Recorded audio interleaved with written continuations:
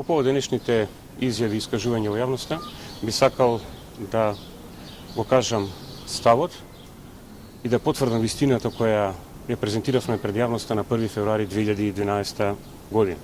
Значи, како тогашен председател на ВМРО Народна партија, заедно со 80% од членството на партијата, председатели на општински комитет и членови на Централен комитет, најголемиот дел од извршниот комитет, заедно со генералниот секретар, заедно со директорот на Центарот за архивско и документационо работење, заедно со сите поддржувачи на политиката на ВМРО Народна партија, се вративме во ВМРО ДПМН.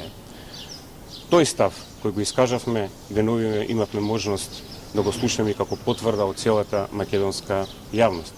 Она што сме сведоци деновиве и што го слушнавме денес е тоа дека одредени обиди на Ѓоргиевски на неколку луѓе околу него да афирмираат одредени позиции се само потврда на она што за ние се залагавме и она што го порачавме до членовите, симпатизерите и поддржувачите тогашни на ВМРО Народна партија, кои денес се дел од ВМРО ДПМН.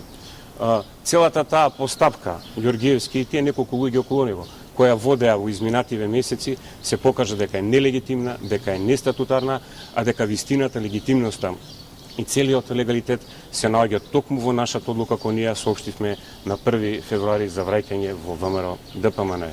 Доколку Ѓоргиевски има желба и понатаму да биде политички активен, доколку сака да биде присутен на политичката сцена со одредена мала група на членови околу него, значи блиски пријатели, бизнисмени, слободно може на политичката сцена во Република Македонија да формира и нов политички субјект, затоа што ВМРО Народна партија веќе е дел од ВМРО ДПМН.